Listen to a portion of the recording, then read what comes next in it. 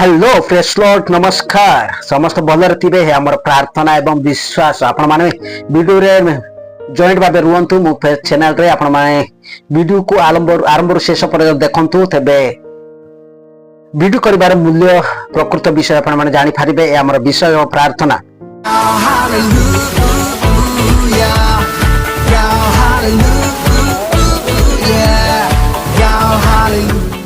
किंतु video skip न करो आरंभ शेष पर देखंतु लाइक शेयर कमेंट करबे जो माने मो चैनल नूतन भाबे अछत आपना सब्सक्राइब करिवे तबे प्रभु गौरव पाइबे तो सहित जेते वीडियो टी आरंभ जेते वीडियो टी मु अपलोड करबी प्रथमे आपण पाइ पारिबे देखो परंतु प्रियबंधु गण आजिर समाज आजिर गोष्ठी आजिर समाज भीतर घटुतिबा विषय आपण पाइ पारिबे कोन है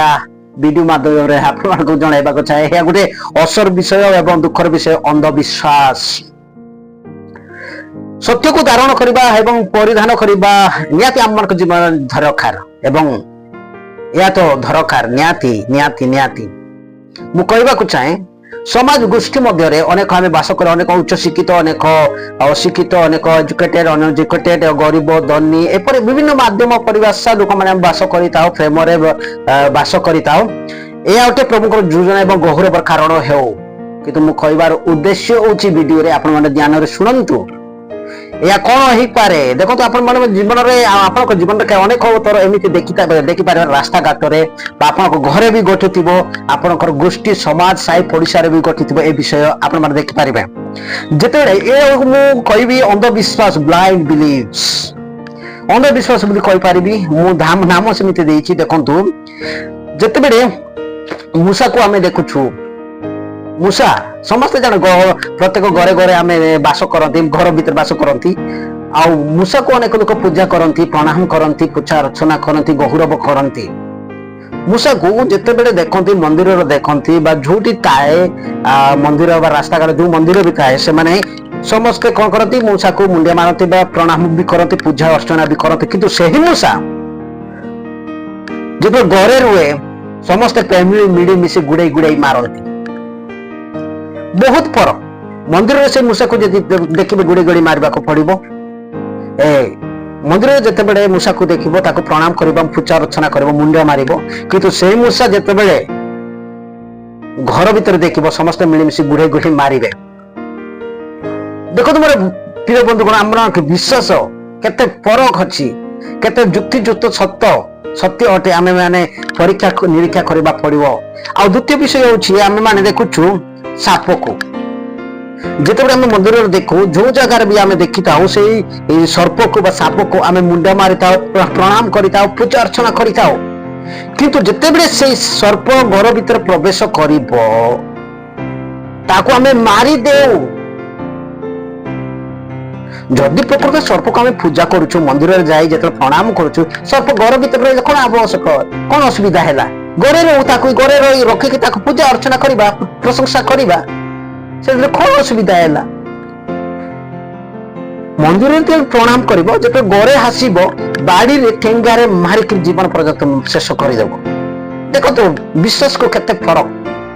केते दुर्भर आप देखिए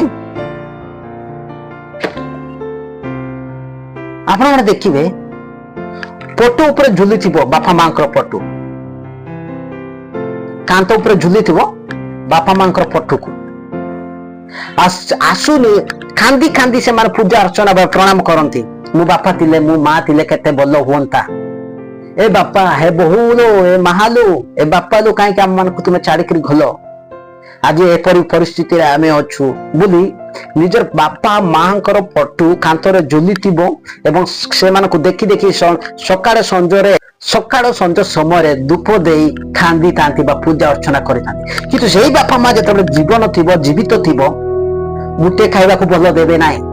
मुटे पिंदरा को बल देबे नाइ शांति रे रहइबा को देबे नाइ शांति रे सुइबा पाए बसिबा पाए कथा भाषाइबा पाए सुजुग देबे नाइ प्रत्येक समय प्रतारणा जातना जंत्रणा एपरी परिस्थिति रखिबे तेबे बापा मां बंची ताऊ सेवा न करी जेतेबे जीवन हारिबे मरी जिबे कांतरे से मानकर फोटो झुलेई खांदीबे एवं धूप दे पूजा करिबे ଲାଭ କଣ? ସେଥିପାଇଁ ମୁଁ କହିବାର ଉଦ୍ଦେଶ୍ୟ ମୋର ପ୍ରିୟ ବନ୍ଧୁଗଣ, ମୂଷାକୁ ପ୍ରଣାମ କରିବ ମନ୍ଦିରରେ, କିନ୍ତୁ ଘରେ ଆସିଲେ ବାଡ଼େଇବ, ମାରିବ। ସର୍ପକୁ ପୂଜା କରିବ ମନ୍ଦିରରେ, କିନ୍ତୁ ଘରେ ପ୍ରବେଶ করে ତାକୁ ମାରିକି ଫୋପାଡ଼ି ଦେବ। ବାପା ମାଙ୍କର ଛବି ବା ଚିତ୍ର ବା ଫଟୋକୁ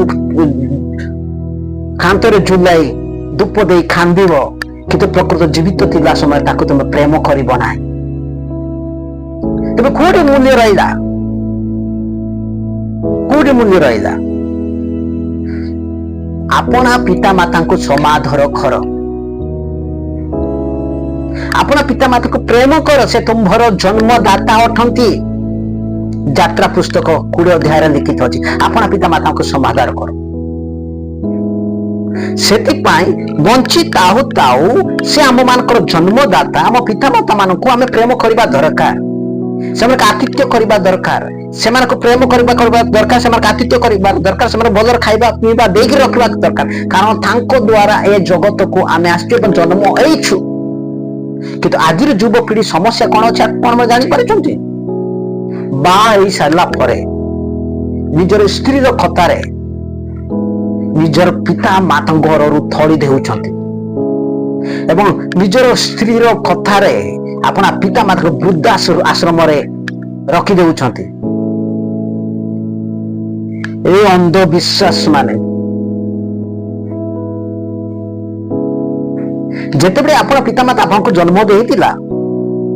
କଣ ବଣ ବୁଦାରେ ତୁମକୁ ରଖିକିରି ସେ ପାଠ ପଢଉଥିଲା? ଯେତେବେଳେ ତୁମ ପିତା ମାତା ତୁମକୁ ଜନ୍ମ ଦେଇଥିଲା,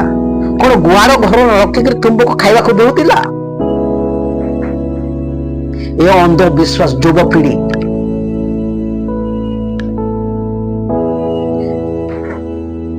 ଆଉ ଖଇ ରଖେ କଣ ସ୍ତ୍ରୀର ପିତା ମାତା ମୂଲ୍ୟ କେବଳ? କଣ ପୁରୁଷର ପିତା ମାତା ମୂଲ୍ୟହୀନ? ଏଠି ଜଣେ ପୁରୁଷ ନିଜର ସ୍ତ୍ରୀର ପିତା ମାତାକୁ ସମ୍ମାନ ଦେବ, କିନ୍ତୁ ଆପଣାର ପିତା ମାତାକୁ ସମ୍ମାନ ଦେଇପାରିବ ନାହିଁ। ସ୍ତ୍ରୀର ପିତା ମାତା ଯେତେ କହିବେ ସେମାନେ ସମ୍ଭାଳିବେ, ସହିବେ,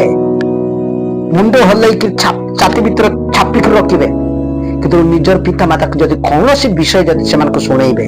ଘର ଭୁଷିଡ଼ି ଯିବ, ଘର ଭିତରୁ ବାହାର କରିଦେବେ ନିଜର ପିତା ମାତା ଶାଶୁ ଶ୍ୱଶୁରକୁ।